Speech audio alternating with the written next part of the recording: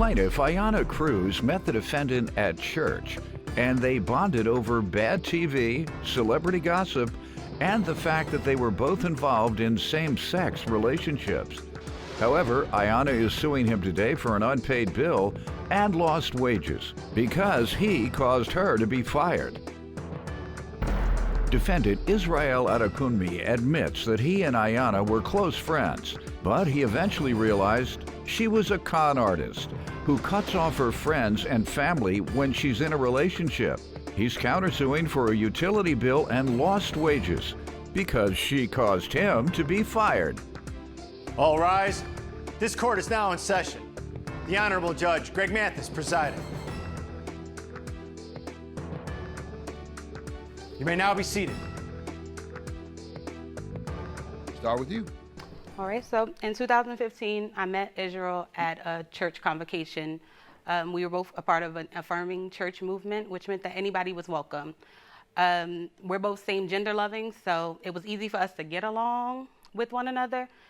We bonded over watching ratchet TV, gossiping, drinking wine. What type of ratchet TV? Loving hip hop, housewives. Atlanta or New York? Both. Both. New York is not as ratchet as Atlanta. No, Atlanta. They doing too much. A little bit more. They're the most. Go ahead. So that's basically how we got really close. And I consider him a brother to me.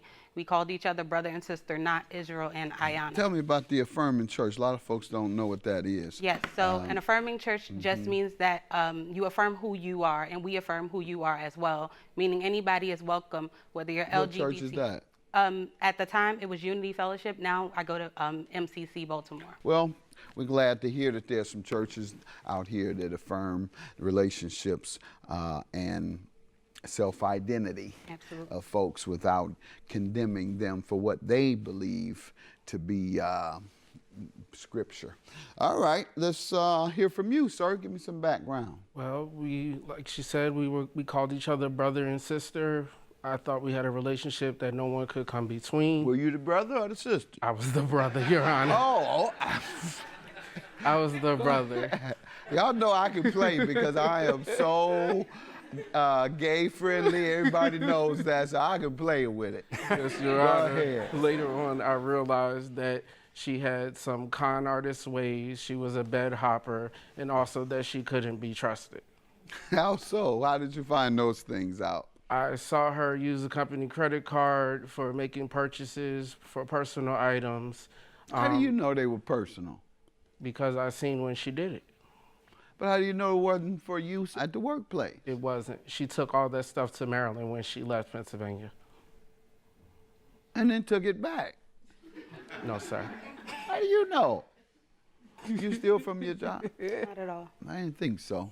They don't teach you that at Unity. Go ahead. She goes in and out of relationships. When she gets in a relationship, she cuts off her friends and her family. And then when she gets out of them, it's... Because y'all gossip about her. When she gets out of them, it's sorry, not sorry. What's that? Like, I'm sorry, but I'm really not sorry because I'm going to do it again. That is, go with her partner at the expense of the time she spends with her friends and family. Right. You cut your family and friends off when you get a new girlfriend? If the need be. Why? Why would there be a need to cut them off? When you grow, not everybody grows with you. That don't mean you can't have them over. No, absolutely. Sometimes maybe, depending on how they act. Okay, they might be ignorant. You don't want nobody over there acting ignorant. Not at all. Since you don't want y'all over there acting ignorant. Right. Go ahead. Tell me about the bill and the lost wages, ma'am. Israel moved down to Maryland in December. He wasn't supposed to come down till January, but he surprised me in December and came down. And then in the middle of January, I moved out of the apartment and he took it over completely. He was responsible for the rent, utilities, everything. I moved into a completely different apartment. February, he paid the rent less $200 some odd. And March, he didn't pay anything at all again. He didn't have any intentions on paying. We haven't had many conversations after March the 12th about him paying or not. And when you've asked, what did he say the last time? My next paycheck. Okay, let me hear from you, sir. On March the 12th, I moved down, as she said, in December. I did not officially take ownership of the apartment until around January the 15th or something of that nature. We also decided that I would be responsible for take over the apartment. The utility bill that I'm suing for is for the back end because I put it in her name. She said that her girlfriend had messed up her credit, so I allowed her to put the utilities in her name. I told her that I could not swing this. It was never in my next check. I could not swing this. This apartment is too expensive for me.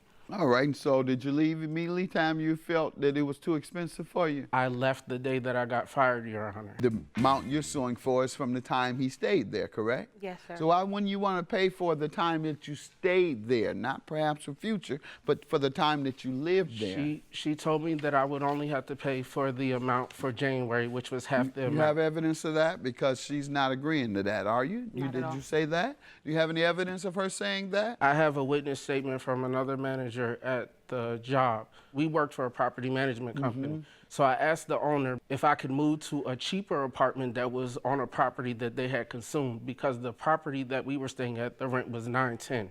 He said he would give me the property at the company for $600. So I kept having this conversation where she didn't want me to leave the apartment. And she tied you up, put you in the closet. No, you've been out there. No, you've been out the closet. She tied you up and kept you from leaving. Tell me, she made you stay there. She wanted me to stay there. Lost wages, how does he owe you for that? Okay, so I got him a job as my assistant manager at the company I was working for.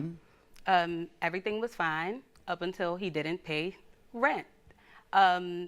On March the 12th, we got into an argument at work. My boss came down to try and diffuse the situation and asked Israel to leave for the day. Instead of Israel leaving peacefully for the day, he called my boss a con artist first. And then my boss told him, okay, well, you're not leaving for the day, you're leaving for good. So he was fired from the job on March the 12th. When I found out that Israel was trying to move into one of our apartments that has nothing to do with the one he was living in, I did go to my boss because me and him had an agreement, me and Israel, which had nothing to do with my boss and him. So I went to my boss and let him know what the situation was. And my boss agreed that he should do his due diligence to me and complete the contract that we had. And then he might consider him for an apartment, but he wasn't honest with my boss about why he wanted to move or anything. Okay, so how did you lose wages? So on April the 17th, Israel sent 2 emails from his old work email, which he should not have had any access to once he was fired from the job. He CC'd my boss and all my coworkers on it. And basically he told my boss to watch out for me, and that he told my boss that I called him a crackhead, a meth head, that he was sleeping with the other employees. He quoted a few Bible scriptures in that email. In the second email, he told me to stop going to my pastors about our issues and that I should tell the truth about everything that's going on. Okay, but why did you send a letter to the boss? I did it because she did it. How did she do it? When she attacked me in the office, I have witness statements for that. She said that she was going to whoop my tail.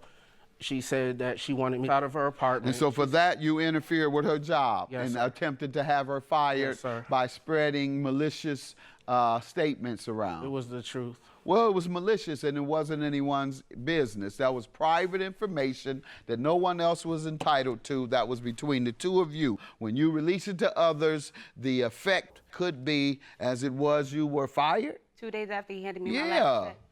And so that's a form of violation of privacy. Your counterclaim is for what? Utility bill and lost wages. Yes, because I allowed her to get the BG&E in her name because she said that her girlfriend messed up her credit and she wasn't able to. Okay, was it paid? The bill paid? No, sir. Ma'am, did he put it in his name for you? No. It's been in her name, I believe, since 2017. I didn't move to Well, Maryland. how does she owe you if it's in her name? It's in my name. I put it in my name for her. And So seven, that she just said that's not the case. Ma'am, you just told me that's not the case. I didn't move to Baltimore until officially December. And the outstanding bills for Israel, ma'am, and what's the address? Arian Parkwell Yeah, Apartment it's in his 75. name, and he owes a bill of $731. You told me it's not in his name. You said it's in yours. Do you have evidence that it's in yours? No, I didn't bring my old utility. All right, well, he brought his, and so I have to go with the evidence I have in front of me. Lost wages, how does she owe you for that? For sabotaging my job, and I actually got fired because the owner told me that she was more valuable to him than I was. Yes, and I have my witness. So you got fired for passing that mess around, interfering with her work, period. And I'm going to grant you your judgment for the bill and for the lost wages, but I do believe you owe him for this bill. So $731 is your judgment, and yours is $2,778. Have a good day.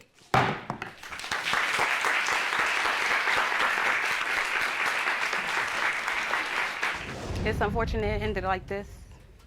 I have nothing to say.